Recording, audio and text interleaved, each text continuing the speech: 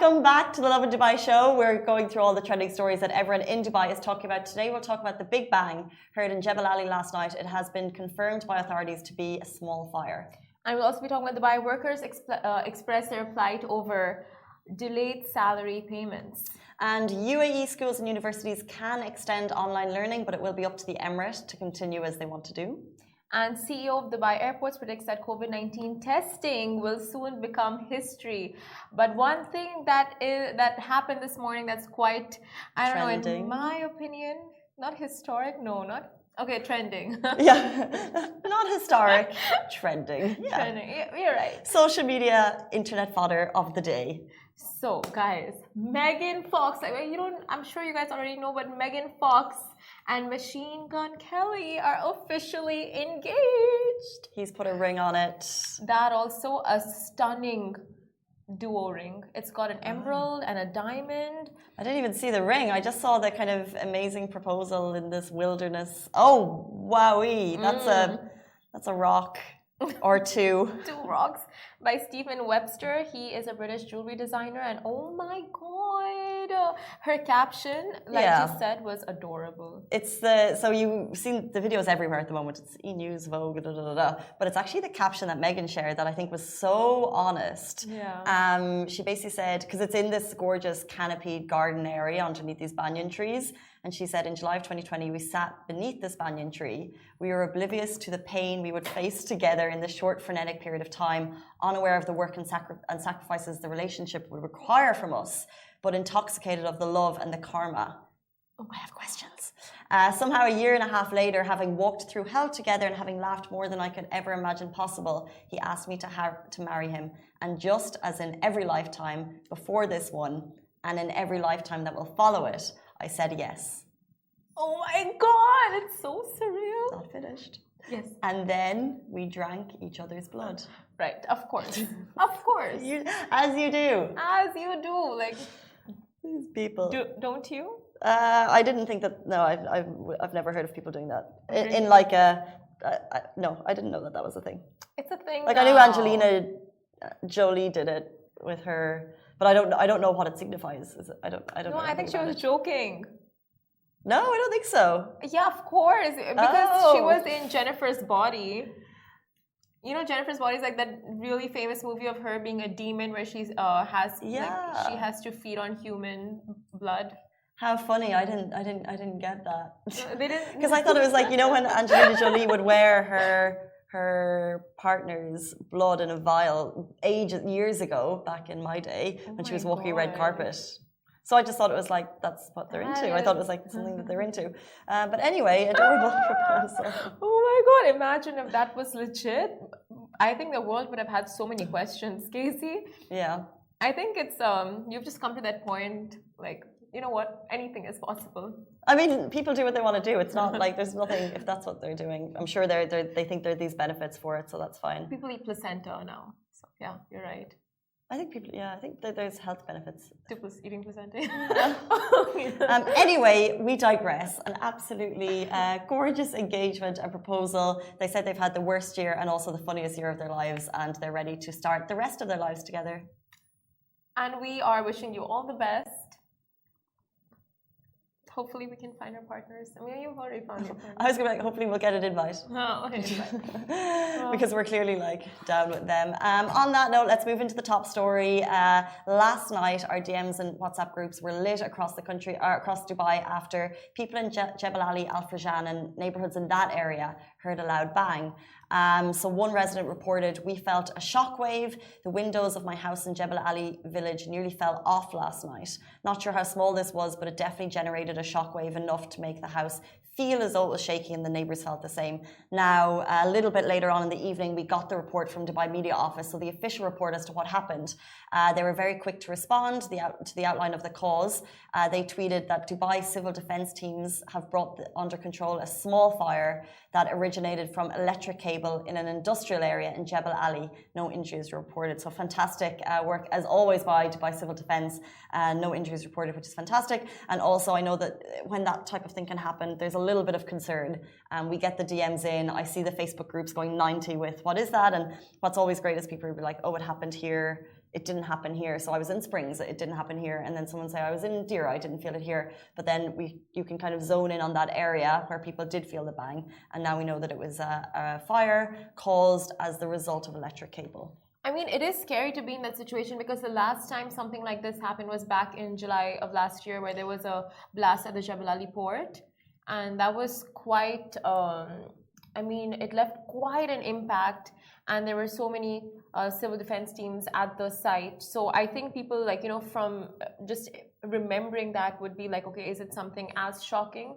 But no. Exactly. So I think that's what, when people are saying, oh, I heard something, is it going to be at the same level as that? But it wasn't at all. But yeah, exactly. People were just kind of remembering the explosion or the bang back then. That's, I mean, really commendable of the media office that they were quick to respond and assure everyone that it's nothing to worry about, nothing dangerous at all, that they have it under control. And that's the best part of like just being in the city. You have that assurance by the government, no matter what it is, even the smallest of all things. If you raise the complaint, you will be responded back. Speaking of raising complaints, yes, and authorities jumping in to actually sort the problem, people for a long time have talked about, you know, salaries being late, and authorities have done something amazing. Yes, so moving on to our next story, Dubai workers expressed their plight over delayed salary payments. Now what's happened is, I'll get to that a little later, but if you've ever been paid your salary late, just know that you're not alone. And there is a considerable amount of people speaking out against their organizations and employers not paying their dues on time, not paying their full amount as stated in the employment contract, or withholding employee salaries altogether, which is just dreadful. And with that, the Ministry of Human Resources and Amortization, which is the MOHRE, are clamping down on wage evading entities and have issued a warning to all private companies to ensure that employee salaries are being paid in full and on time, or they can face fines of up to 50,000 dirhams. Now, we received a number of responses from Dubai workers revealing their financial predicaments because of delayed or withheld salaries, and it's there on our Instagram page, like all of your responses, and they are just heartbreaking. There was this one lady who messaged us and said that while she was pregnant, she didn't get paid her 3-month salary, and then she didn't get her maternity. She went on a maternity leave and she was fired right after. So just horribly dreadful stories. I'll read some of them out to you guys.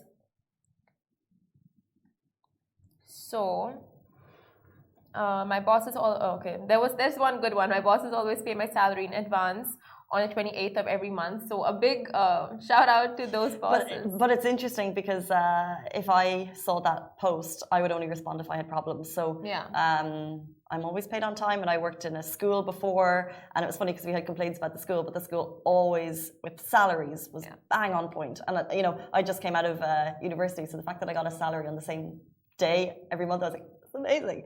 But the thing, that's not, you don't get those responses when you ask. So we are, but there obviously is a cause for concern when so many people responded with negativity. Exactly. It's not every organization in Dubai or in the UAE. Now, these are just like a handful of companies that are just not following the wage regulations, and people are concerned. Like, there are loads of complaints on this. Now, I have 2 companies that didn't pay me on time, even once, and I got a final decision from the court and got nothing paid to them afterwards. And a lot of people who do freelancing, and they're not paid for their projects and assignments that they've taken up. Hey guys, so once my salary, which is 35,000 monthly, cross it out, had taken over 3 months to be paid instead of being paid in 1 month. So effectively, that was like 35,000 divided by 3, and he got that amount every month. And not at all for 6 months. Neither the settlement amount was given. It's been more than a year. 4 months, no salary. Very prestigious beauty salon academy. Very late. Crazy. It's really sad. Like, there are loads of responses that we got about this, and it's. I mean, and in response to that, it's worth noting that last year on September 20, the UAE government issued Federal Decree Law number 47 on the standard rules of work in the UAE. So the new UAE rules of law, the standard rules of working law that we're all going to be aware of, declaring that both government and private sectors will have similar working environment, including these regulations will come into effect from February the 2nd, 2022. Yes. So a lot more regulations on just like the workforce in the UAE, so that's incredible. Like definitely with these problems, the authorities are well aware of these situations. So yeah, and obviously there is an issue, and they're bringing regulation to hopefully stamp it out. Speaking of new regulations, UAE schools and universities will extend online learning. So this was direct from NCMA during the COVID briefing, which took place last night. NCMA announced in the briefing that public schools and universities will continue, so public schools, not private, will continue online learning for another week, extending until January 21. In-person examinations have been postponed until at least January 28th. This decision applies at a national level. However, it's worth noting that local authorities and teams in each emirate, they can kind of move forward with their own decisions. So with that, Abu Dhabi Media Office announced that public and private schools in Abu Dhabi will also extend e-learning for additional week. As for Dubai, Sharjah and Ras Al Khaimah, their private schools are allowed to receive students on campus with additional COVID safety rules. So yeah, like I said, each emirate has the flexibility. So Dubai can receive students on campus, and we have the flexibility to make that choice. So a statement from the educational sector said, added that administrations of educational institutions have demonstrated professionalism in their flexible handling of the pandemic, and we would like to thank them for their keenness to implement the country's directives and ensure the public's health and safety. So everything being rolled out is obviously in the benefit in the benefit of the public. So. Yeah, and I think what's happening here in Dubai is schools are trying to stay open. I know a number of schools that are open, but obviously it depends on, COVID cases. So there is a little bit of at-home learning because it's needed. So I think there's a little bit, we're getting some responses from parents saying, what's the point closing the schools when, for example, malls are open and cinemas opening or things like this? Because as you know, for parents during this time, or anyone that's minding kids and trying to get them through home education, it's really, really difficult. Yeah. However, these national decisions that are being made, it's on a week-by-week basis. There's nothing put in place for an entire term because they want the schools open. We've seen the UAE pull out all of the stops to get this country back up and running. We're so much luckier than other countries. If the decision to close in Abu Dhabi, for example, it's there for a purpose. And like I said, they did open up the schools for a reason. They want us back in school. They want us back in the office. But however, parents, we do feel your pain if you're going through at-home learning and trying to work at the same time. It's just impossible. It is. Tricky. It's super tricky. And I feel just on the topic of kids going to school or not, people have such divided opinion. Yeah, exactly. A bunch of parents are like, no, we want our kids to learn in school. We want our kids to go to school, after school activities. We want all of that. And some of them are like, think of their safety, think of our safety, the safety of families. They live with grandparents. So how safe is that? They can be carriers. So I think honestly, authorities definitely can't please everyone with their decisions, but they'll do the best they can to ensure the overall safety. Exactly, 100%. You can't please everyone. And speaking of COVID-19, we'll move on to our next story where the CEO of Dubai Airports predicts that COVID-19 testing will soon become history. And boy, how we are rooting for that. Now, in an interview on CNN's Middle East program with Richard Quest, the chief executive of Dubai Airports, Paul Griffiths, predicted that he believes that COVID-19 testing regime will soon become history. And when that happens, and quote, there will be a strong recovery and we need governments to stop interfering with the common sense health regulations that are now emerging in wake of the response to the new and the latest COVID-19 virus strains. And adding that we've got to live with it and we've got to be able to travel as part of the normalization of the approach to the virus in the future. Now, that's when people get their lives back and that's when things will become mobile again. Now, just on same note actually, just last week, airline industry body International Air Transport Association, IATA, said it was now time for the UK to remove testing requirements entirely for vaccinated people. Wow, it's a big call. That is a big call, but I feel very strongly, I strongly support this because until and unless we're in the third year of the pandemic, right? So, and if we don't evolve with our restrictions, there is no way the economy can bounce back. The restrictions will just hold it. Yeah, it's interesting with testing though, because for example, in the UAE in general, the testing structure and procedure has been so seamless. So, and the only way to curb the spread we've looked at in the last, let's say, year or two is for continuous testing, and therefore if you find out you're positive, then you isolate, but everyone else can continue to live their normal lives, and you're saving the couple of people. So we are so super lucky in the UAE that we have that seamless process, but they don't have that in other countries. So therefore it might be easier to, because if you are, for example, I know in Ireland people were testing and they weren't getting results for 10 days or X number of days. I over exaggerated, but they weren't getting results for a number of days, and therefore have you been isolating that time? And then you find out you're negative. It's a whole mess. But the fact that you're able to get your results in 12 to 24 hours makes the whole process easier. So do I want to go immediately back to normal? Yes. Are we ready yet? I don't know. I trust the powers that be to let me know. But I feel what he said about the governments just needing to stop interfering with so many regulations, I think somewhere there is truth to it, because it's so hard though. Who's right or who's wrong? Which no country, everyone will have complaints about how the pandemic was handled in every country. And I say we are 100% the lucky ones. But in every other country, there's always complaints. So which points do they stop meddling in? And which points over the last year? I think it's very, very tricky to call. I think just an overall oversee of the hygiene levels and everything is just, people are wearing gloves, masks, introduce those extra precautionary measures in that sense, Meddling. So there's, meddling. I mean, so there's as less contact as possible. But of course, there are so many developing countries that won't be able to implement those kind of regulations where it's contactless completely. So, You can't please everyone. Guys, stay tuned. Instagram, you've already seen the show.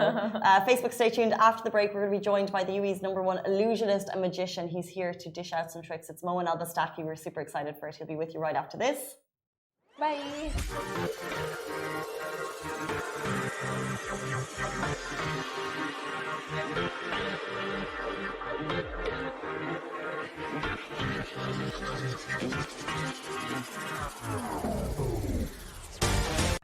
We're kicking off the show a little bit differently today, but welcome back to the Lovin Dubai show. We are joined by Moein Bastaki, who is the best known illusionist and magician in the UAE. Welcome to the show. Thank you very much. I'm very pleased and honored to be present here with Cassie and Lovin Dubai. So I hope I am a light guest for you guys. I have to tell you, I'm nervous.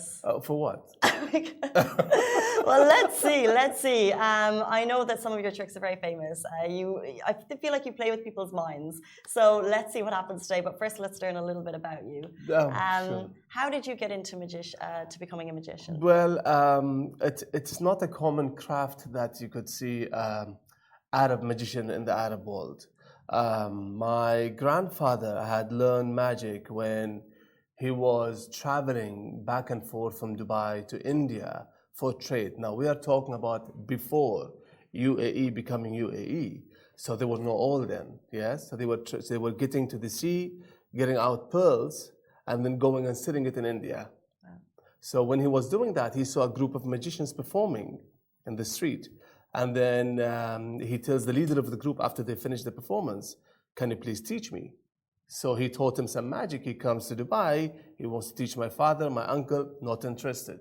I'm 6 years old in my room playing with the puzzles that my dad had gotten me. He goes, "Moein, come." So I'm still, I'm not even listening. So I'm doing my puzzles. He goes, "Come." So I go, he shows me this trick. So he has a 1 dirham coin. He bites on the coin. He brings it out. It's bit in half. So I go his teeth should be really strong. And he goes, "Just wait for it." He shakes it, and it's back to a full 1 dirham coin.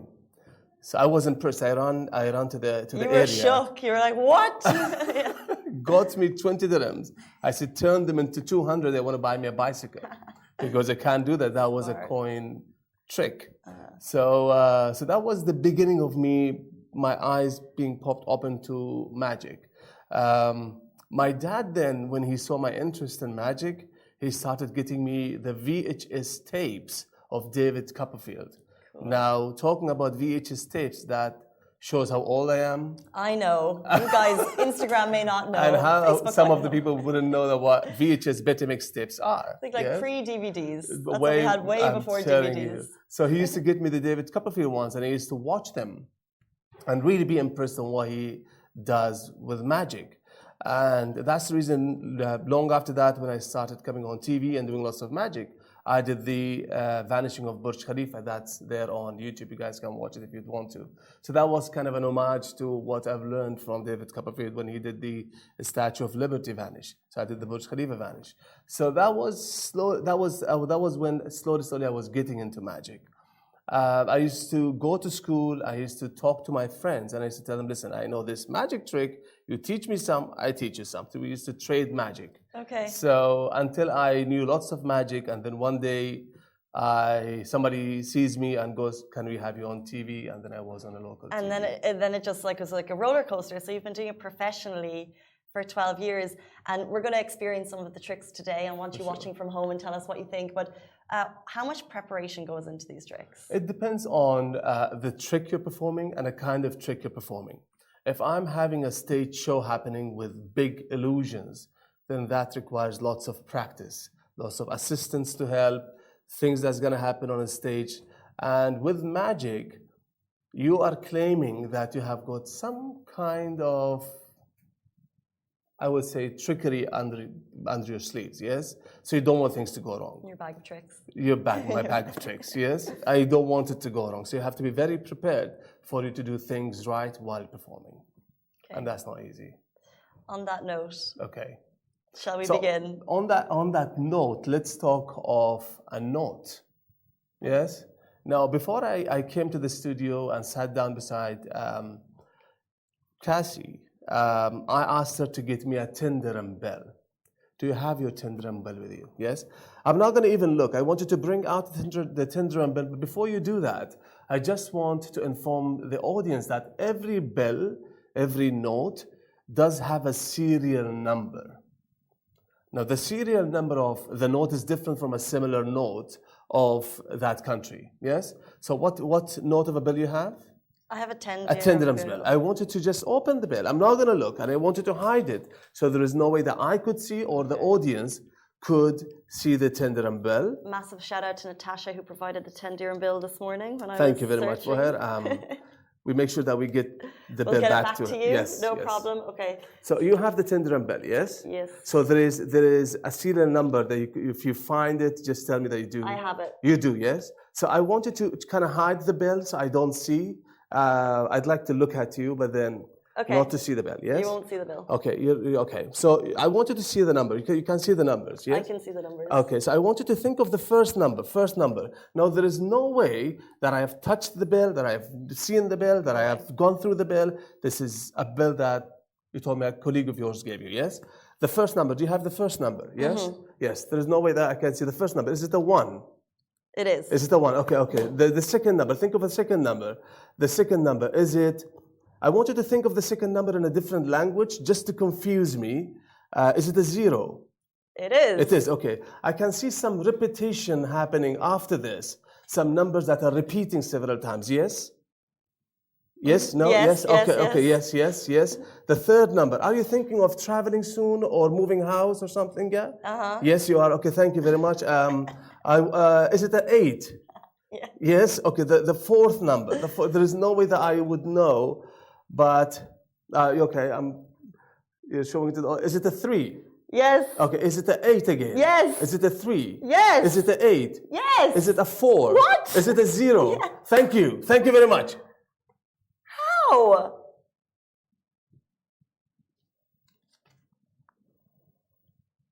How? How? What? It's mental. Spot on, by the way. Go more front so they could see maybe the number or something. 1083883840. And I'm sure your colleague wouldn't mind you keeping that bell as a souvenir. Thanks, Natasha. That's amazing. Thank you. All I want to know is how you did it. What is your tricks? What is the secret? The thing is, once you start doing the magic tricks, you never want it to stop. Yeah. Wow. You want to see some more of? Of course. All right. But how can you top this? Like, there's a random serial number and a 10-dirham bill that I know for sure you had no access to. You did not see in my pocket, and you just read it out. I'm flabbergasted. I'm scared what's next. So we've got a lot to do. I mean, we don't have much time. However, we can. You can make time, I'm sure. You just get us extra minutes. So let's do some more magic. I think yes. Okay, let's do this. Let's do something of a different feel. I would say. Yeah. Now, sometimes people think of me as the mind reader. I try and do lots of reading minds and all that stuff. And of course, a person that had a big influence of me getting into this field of magic was Darren Brown. I don't know if some people know Darren Brown, if not, but then I'm sure you would know who Darren Brown is. I wanted to check if this needle is real. Just please, yeah. Okay, super skinny. It's got the little thing at the end. Yeah, maybe you would want to see if they could see it.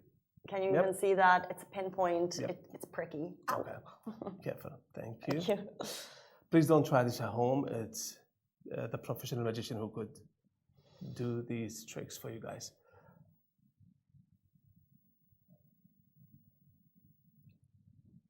Oh. No. Oh. Oh, God.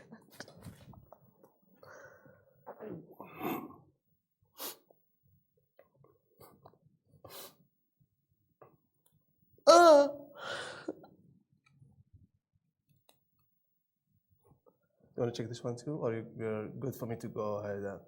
I trust you. Yeah, okay. I trust you. After checking.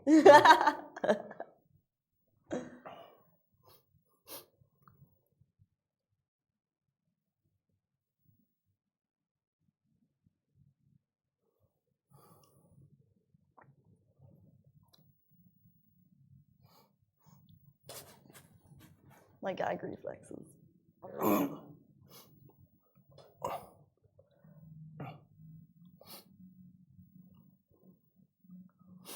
You know what? Let's just. I know we are tight on time. We're gonna just go with No, man, no. a bunch. Let's say just be careful. Thank Okay, you. there's like 6 there, 5 or 6.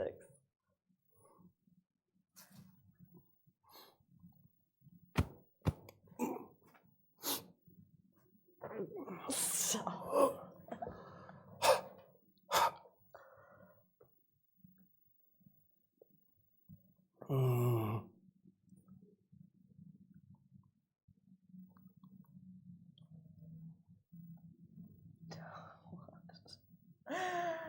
Okay, so the thread has gone into the mouth along with the 7 pins.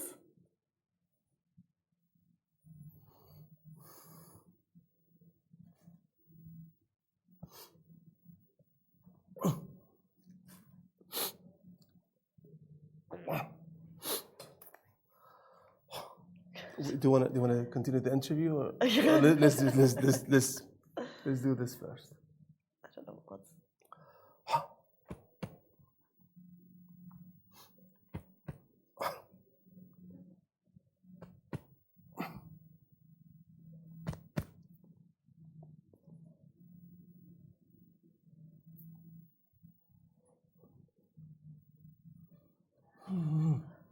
Stop.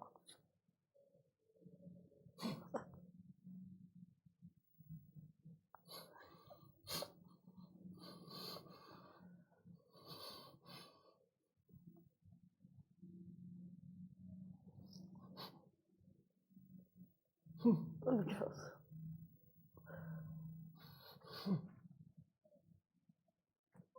No.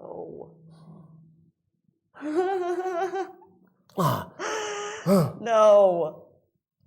This is a necklace that I've made for you. You can Stop. I can't. I love that you find that so funny. Oh my days. Guys, those were real pins into the mouth. Are you a sewing extraordinaire as well? I mean, we have to ask my grandfather, it seems, isn't it? I'm sure. Please don't try this at home. These were real needles. 100%. Yeah, and something for you guys' eyes. I just like, how? That's my massive question: is how do you do it? You mentioned Darren Brown, David Copperfield. I think of David Blaine. Definitely. Do you ever see yourself doing these massive scale illusions as well? Well, we've done lots of illusions. I've done the vanishing of Burj Khalifa. I've had live TV famous singer, UAE famous singer Abdullah Bil Khair, vanished from his house to the studio, vanished from the studio back to his house. I have made a very famous Kuwaiti actor fly in the studio. So we've done quite interesting magic on TV in our scale of being from this part of the world. I mean, the support that we have is not as big as what the production companies behind a person like Chris Angel is, but then we try our best to be not less than what they do. How does it differ preparing for example, live television versus production television versus a real life audience? Definitely. Totally different ball games. On a stage, you do have bigger illusions. With me and you sitting, we call it close-up magic. So me and you are sitting close to each other and I have to perform some magic for you. And the thousands. Oh, definitely. And of course, TV production is different. I would not be able to give the secrets of how it's different, but it's more of a mixture of stage illusion and the close-up magic, mostly close-up magic. I just saw you put pins into your mouth and potentially work a sewing machine inside there in some way and pull them out. To me, that seems dangerous. What is like the most dangerous trick you've ever performed, and how are you at risk with some of your tricks? Definitely. I mean, this one is definitely risky. I mean, this one. I mean, if you sew the needle, and once the needle goes in, and if I'm wrong with my calculation, it just could go to the heart. It's as dangerous as that. So I'm putting my life in danger for you and for the lovely audience.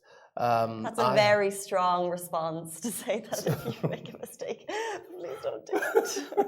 So, I mean, I've done lots of dangerous, I mean, a part of my stage show is lots of dangerous tricks that I do. An illusion that I always perform when I'm required, I put some gasoline on myself, I put myself on fire, and then I walk, and I walk on real glass on my stage show. I eat fire, I eat glass, I hit nails in my nose. Next time, I'm going to get more of these dangerous tricks for you guys, definitely with Cassie. We'll 100% have you back. And what about your greatest trick? What is your greatest achievement? Must have been one of these illusions. I mean, definitely. I'm really happy and honored that I've performed magic for lots of known people in the world. I've performed for Maradona. I was very worried to perform for Maradona. Maradona is known to be, you know who Maradona is, isn't it? Yes, okay. So I know two, but I get confused. Which one? Argentinian Maradona, yes. So, because he's always crazy on the field and in fights and all that, I was like, oh my God, is he going to be impressed? And he was very impressed. But I think my biggest that I'm known for is the vanishing of Burj Khalifa. That's what people usually, if they talk about me, they go, oh, the guy that vanished Burj Khalifa? Yeah, that guy. So cool. They kind of connect that to me. But I perform lots of different kind of magic that I'm proud of. Before, hopefully we have time for another trick. Definitely. Before we get to it, finally, are you always looking for the next thing? Definitely. You know, are you studying magic every time? Are you always looking for the next thing that's going to wow us? And is it tricky with social media to kind of keep up? The thing is, you could go to perform as many magic tricks as you can. But then you will reach a point that you go, what else I could do? I mean, I've vanished people from some place or another. I've vanished a big landmark location. I've made people fly. I've vanished myself. I've vanished the car. What else I could do? So then I go back to performing things that I really enjoy doing, which is mind reading, mentalism. I want you to think of a time in your life. childhood time in your life that you were with a friend. Maybe not childhood, maybe a time in your life that you remember that you're with a friend, yes? I want you to think of that time and I want to try and transmit that from your head to my head. Now you're going back in memory and you're a dog lover, aren't you? A dog lover, yes? Yes, okay, very nice. That's cute. You love food, you enjoy eating food, I would assume, yes? Did the movie The Joker had an effect on you somehow, some way? Yeah, wasn't as impressed by it. So I want you to go back to memory. I can think of a name that comes to my head. I don't know if that name is the name that you're thinking of or not, but for some reason I'm getting this name. It starts with the R. Is it the R? Does it start with the R, the name of the person you're thinking of? No, okay. But there is a person that you usually think of that the name starts with the R. No, that is another person. That's another person. It starts with a D, isn't it? Yes? Yes. Yes, okay. Your friend name starts with a D. But there's a person with a R. Who's Rebecca by all means? No, Rebecca. Okay. So Doreen is your friend? Yes? Okay. You had a memory with Doreen, a friend of yours, yes? Yeah, Durin is okay, don't tell me. All right. So you are with your friend. You guys are traveling somewhere. Yes? Yeah.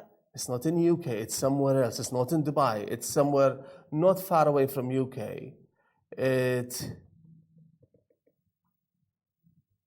in France. And you guys have gone for camping. Yes? Thank you. This is like a long time ago, and it's this teeny tiny memory of when I'm like 8 with my best friend from then camping in France. That's amazing. Thank you. I need to send this to her. She'd be like, what? Oh my days, Now, I'm like sweating nervous. Some people think of what I do and look at what I do and they go, what is it? Is it a body language reading? Is it a memory reading? But we're going to try and do a small test with Cassie. So you've played Monopoly. You know the dice, yes? I want you to hold the dice. And I want you to roll it as many times as you want. And I don't want you to show me. And I want you to have a look and see what number you see on top and then close your hand. Okay. Yep. So you have the number on top, yes? Hold your hand straight. Thank you. So there is no way that I would know the number, yes? Did you show the audience? You didn't. So they wouldn't even know. They don't know. Is it number 2 by any chance? Please show it to them. Thank you very much. Let's try it one more time. And this time, let's show it to the audience. But I'm not going to look. So there's no way that I know, you know, the audience would know, but I wouldn't know. We good? Okay. Yeah. So you have the number. It's on top.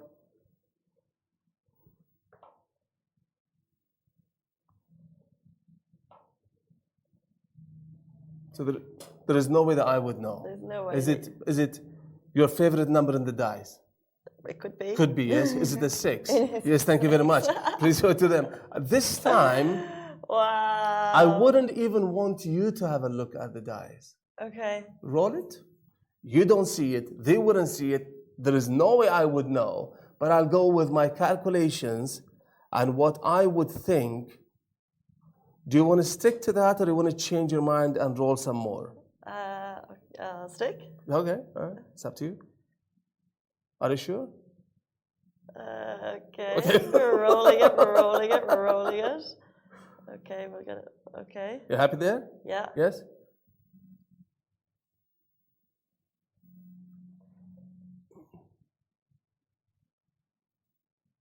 You know what? Let's ask them. Let's see what they would guess this number would be. Let somebody send us a number. Facebook, Instagram. What number do you reckon is in this dice? Let's see. I can't even see the comments. Do we have a number on that thing? We like to be able to call. Oh, You want to change? I mean, you can always change. No, that's fine.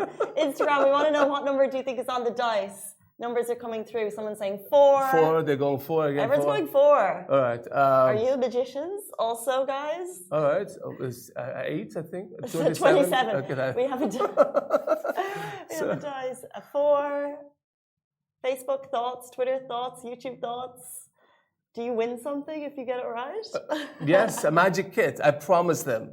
You know, if they do, magic box. So here we go. Let's get this out. So do you want to change your mind again? Let's do some more roll. Okay, we're rolling. So we could see anybody that wins from there. Okay, we see numbers. People are guessing wild numbers. You happy there? Yes.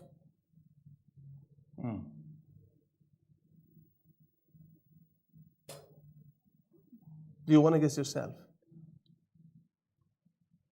Okay. Yes? Yeah. 2. Okay. It's a 5. You can check. It's a 5. Thank you. Thank you very much. Again. Thank you very much. Thank you very much. Thank you very much. Okay, I need to go to your magician school and I need to do some learning. That is amazing. Guys, I don't think any of you got it. Where have you been? So there were some 5s. No, that's okay. But 27 was way off. This is amazing. Thank you very much. Thank you. It's absolutely phenomenal. I have this 10 dirham. I'm still shocked. It was just incredible. Wow. That is Moein Bastaki, one of the best known illusionists and magicians in the UAE. We're so delighted to have you. The first guest in our studio, and you absolutely smashed it. You've blown us all away. I'm going to be rewatching those. That was unbelievable. Thank you very much. Thank you. Guys, that is it for us on the Lovin Dubai show. We're back with you every single weekday morning, same time, same place. Stay safe and wash your hands.